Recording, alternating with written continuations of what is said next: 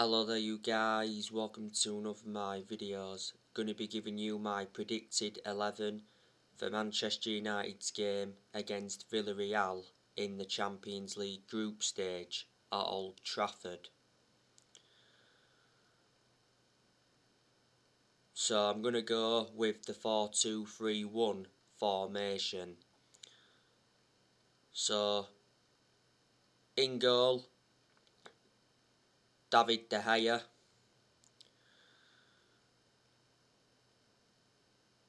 David De Gea has enjoyed a good start to this season. De Gea was in goal for our last game against Aston Villa. He made some good saves. He made one good save to deny Ollie Watkins. He made a couple of mistakes in the game.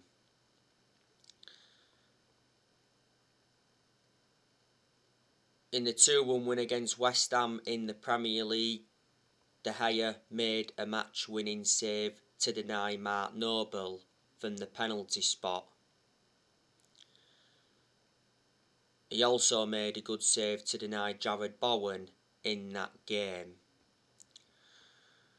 De Gea's also made good saves in the games against Southampton and Wolves. We know De Gea is staying at Man United for this season because in the summer he said De Gea decided to cut short his holiday by 2 weeks to fight for the starting place, and De Gea said he's determined to fight for his Man United future. He has reclaimed the #1 spot back.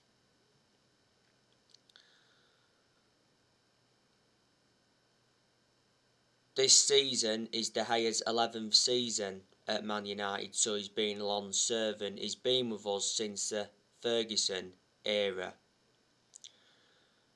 A couple of years ago, De Gea was regarded as the best goalkeeper in the world because he's won everything domestically at the football club and he's made over 500 appearances for Man United in all competitions.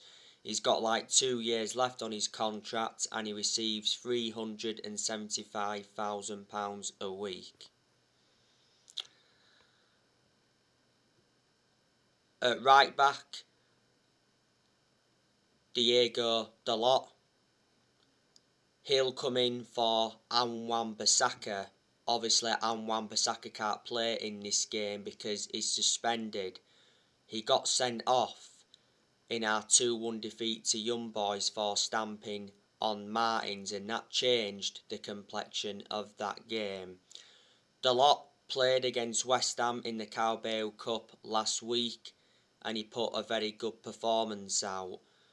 He showed good attacking intent, got into good positions and he put some dangerous crosses into the box. Dalot is our backup right back to Wan-Bissaka. Last season, Dalot had a loan spell with AC Milan, so reflecting on that, he gained some experience. We got Dalot 3 years ago from Porto. We paid 19 million for him and he's got a contract with Man United until 2023. There's a good chance that Dalot will leave Manchester United next year. Well, when the summer transfer window was open, it said Borussia Dortmund were in talks to sign Diego Dalot from Man United. They were interested in a loan with an option to buy next summer, and 2 other clubs were also in for him. But it did say towards the end of the summer transfer window that Dalot is very likely to stay at Man United. To Dalot's credit, he did well in pre-season before the start of the Premier League season.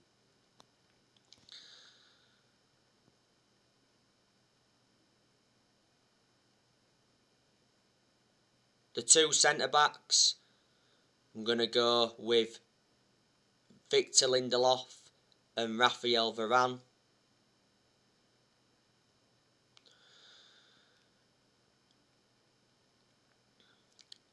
Victor Lindelof, as you all know, I've got my strong reservations about him. I think we should sell Lindelof next year. He's had his good games though at Man United. We got Lindelof for 31 million from Benfica back in 2017, and Lindelof's got a contract with Man United till 2024. Last season played a lot of games alongside Maguire.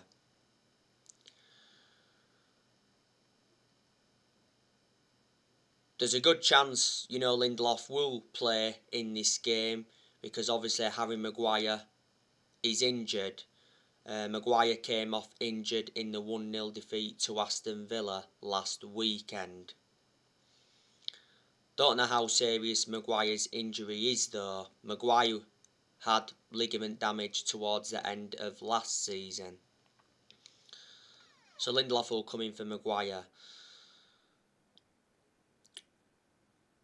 Varane, he's enjoyed a very good start to his Man United career. You know, Varane's looked well composed, he's been effective in the air, he's brought the ball out well from the back.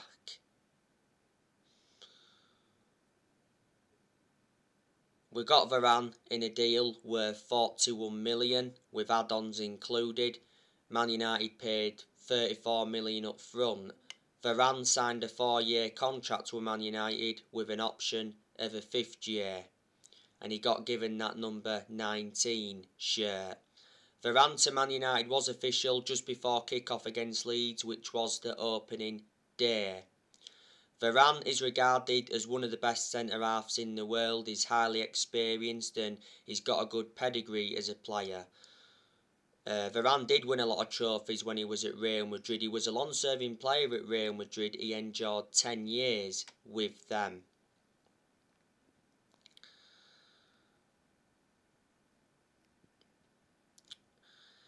At left back, I'm going to go with Alex Telles.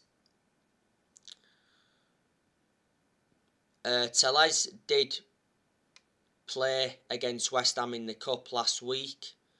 Put a pretty good performance out.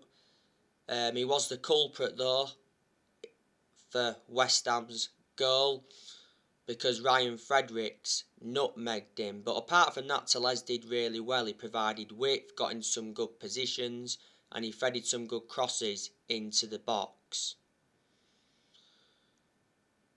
The reason we brought Telles in last year was to provide competition for Luke Shaw, but since we brought Telles in, we've got the best out of Luke Shaw. We got Telles in a deal worth 15.4 million from Porto.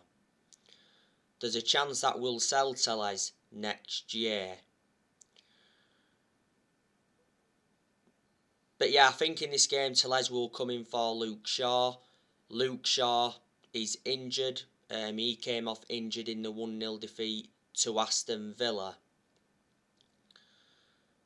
I don't think Luke Shaw was too good though against Villa before he got injured. You know, he struggled against Matty Cash.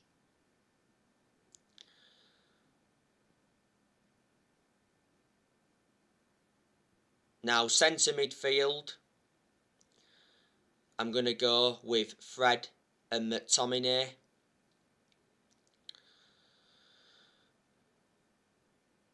Fred, I thought he was poor against Aston Villa. You know, he was poor on the ball and his passing was wayward. We overpaid for Fred. We got him in a deal worth 50 million from Shakhtar Donetsk. I think we should sell Fred next year. McTominay, to be honest with you, I don't think he's good enough either. But McTominay has had good games at Man United. Earlier on this season, don't forget, McTominay had a groin injury and he had surgery on his groin. McTominay's been part of the club for a long time. Just after the first lockdown last year, McTominay signed a 5-year contract with Man United. So reflecting on that, he committed his future to the club.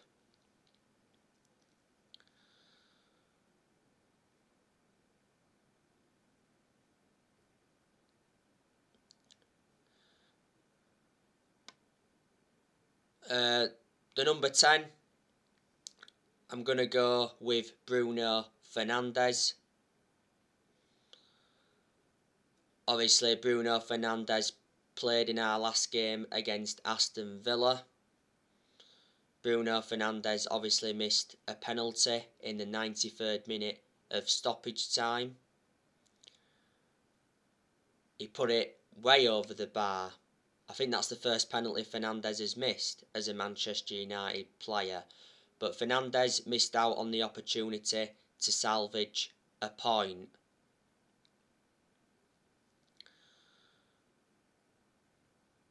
But you know, Fernandes is one of our best players. And he's one of the best signings we have made since Ferguson retired.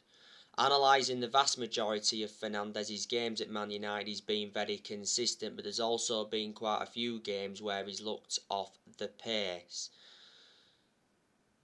He starts almost every game, does Fernandes.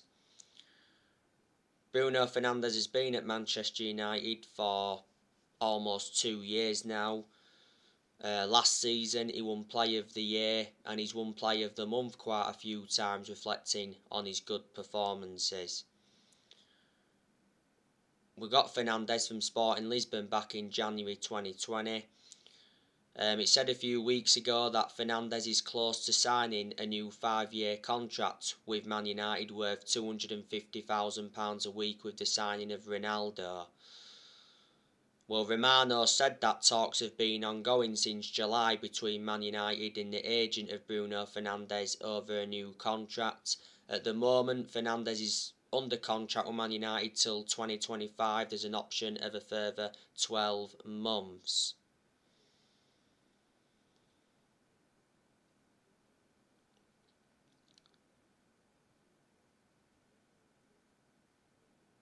Left midfield, I'm going to go with Paul Pogba. Paul Pogba obviously played against Aston Villa. Didn't do too bad, you know. Some of his passing was good at times. He had some good chances, but they went wide. And I think he got into decent positions at times. I think Pogba's enjoyed a good start to the Premier League season. He's already got 7 assists. He produced good performances for Man United in the last couple of months of last season, but at one point last season he was out with a thigh injury for a while and he sustained a couple of ankle injuries at Man United.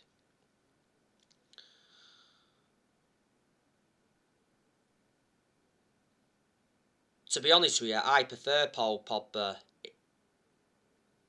as a left midfield. You know, he's better in more of an advanced role than he is in a deeper role. Some Man United fans may disagree with me on that. By the way, Fabrizio Romano gave us an update on Pogba recently. He says Pogba is waiting on the contract decision. I hope Pogba signs a new contract at Man United. Paul Pogba's current contract at Man United expires next summer. Before the start of the season, Pogba rejected a new Man United contract. Earlier on this season, it said Pogba is very likely to leave Man United on a free next summer. A couple of weeks ago now, Paul Pogba's agent Mino Raiola suggested that Pogba could return to Juventus from Man United on a free next summer, because Mino Raiola did mention that Turin is still in Paul Pogba's heart. You know, Pogba did enjoy 4 good years with Juventus before he rejoined Man United. But it said the other week that Juventus have no plans to re-sign Pogba next summer when his contract expires.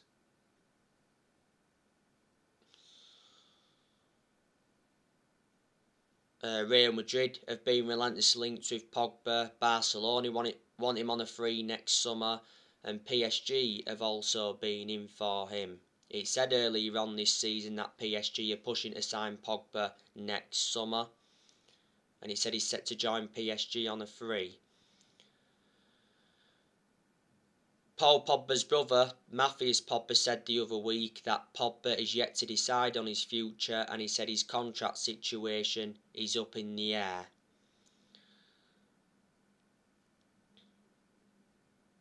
You know, this season is Pogba's 6th season at Man United since he rejoined. He's won 3 trophies at the club so far, and he's our most expensive signing at the moment because we paid £89 million for him. We did have Pogba when he was a lot younger under the Sir Alex Ferguson era, but had to let him go due to limited appearances.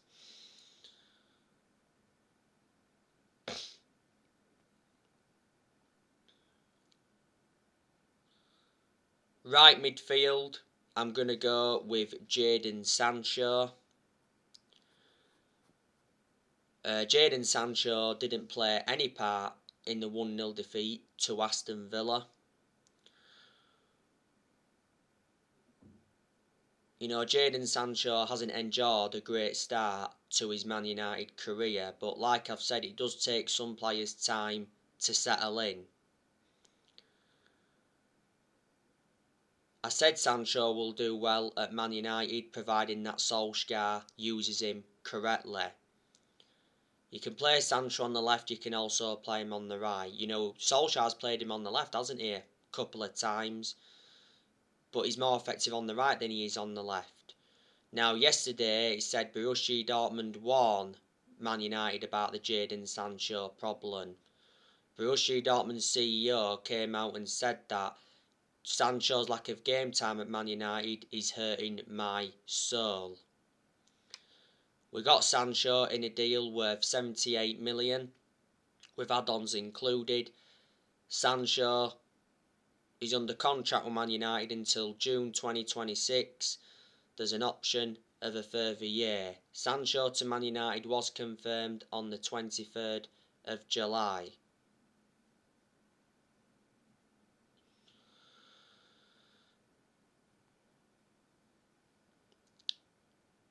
And centre forward, I'm going to go with Cristiano Ronaldo.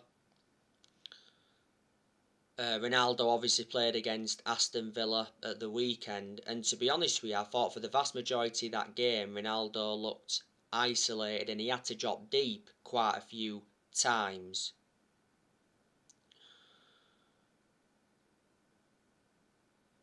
Ronaldo has done really well though since he re-signed. He's already scored 4 goals. You know, he scored twice on his second debut against Newcastle. He scored against Young Boys. And he scored against West Ham in the league.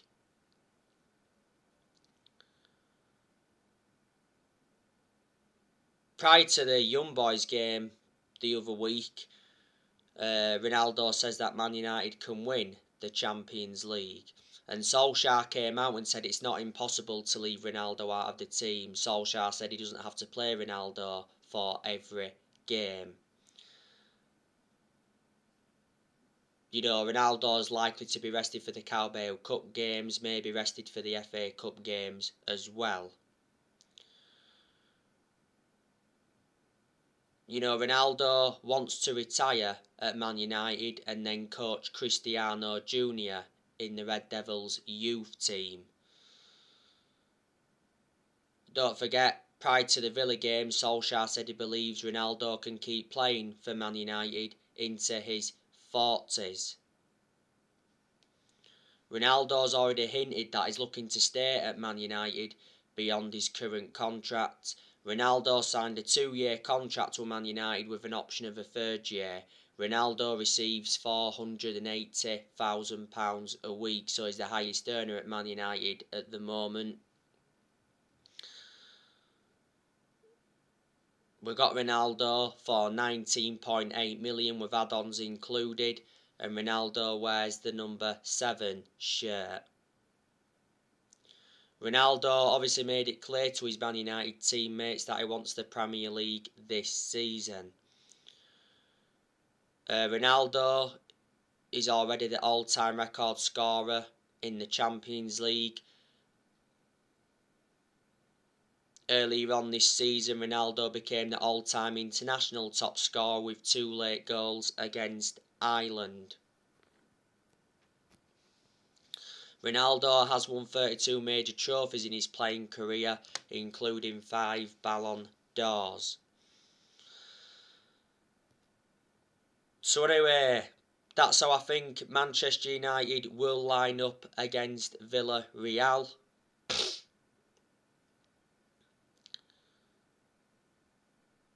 Obviously Marcus Rashford still remains out, but Rashford is close to returning, because it did say the other week that Marcus Rashford looked sharp in training after injury shoulder operation. But when Rashford does come back, we will look much better. Amad Diallo is also out with injury.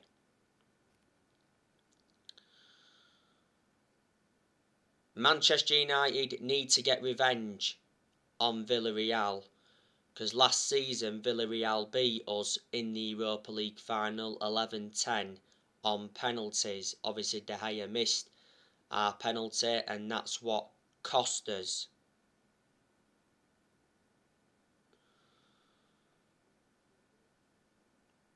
You know, we are in a bad vein of form. We have lost 3 of our last 4 games in all competitions, and we've lost 2 home games in a row, and haven't scored 1 goal in our last 2 games.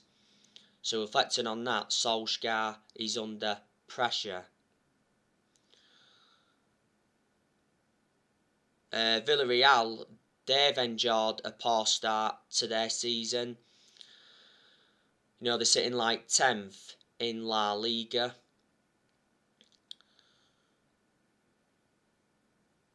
Villarreal's current manager is Unai Emery. Unai Emery has been Villarreal manager for like a year and 3 months now. He's got a contract with Villarreal until 2023. Unai Emery has got a good pedigree behind him. Obviously, he won the Europa League last season with Villarreal.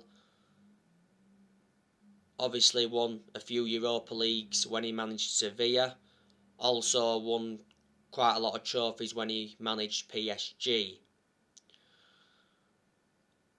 Unai Emery was close to winning the Europa League with Arsenal, but he didn't win it. But he did get Arsenal to the Europa League final. Arsenal sacked Unai Emery after 18 months. Villarreal have got some players out. Obviously, Gerard Moreno's out with injury, so he won't be in contention to play in this game. Gerard Moreno's definitely one of their key players.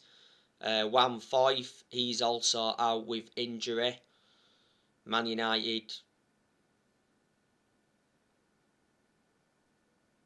know Juan Foyth quite well, because Juan Foyth used to play at Tottenham. You know, that's where Villarreal got him from. So Juan Foyth won't be in contention to play in this game. Chukwueze Eze, he was out with injury, but he's recently been back in training.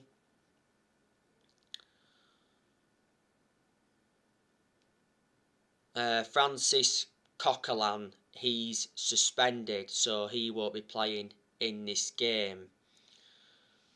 Definitely one of Villarreal's key players is Pau Torres. You know, don't forget Manchester United have been linked with Pau Torres before.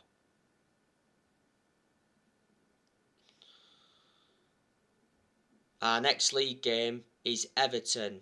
That's on Saturday.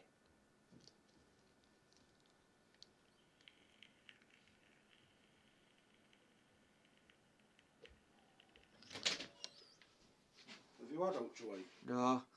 Yeah? No. Do you want a bacon sana? Yeah. No. Are we going out? Eh? Are we going out? I'm probably going out tomorrow. It's forecast warm tomorrow. Alright. I'll see how the weather goes soon.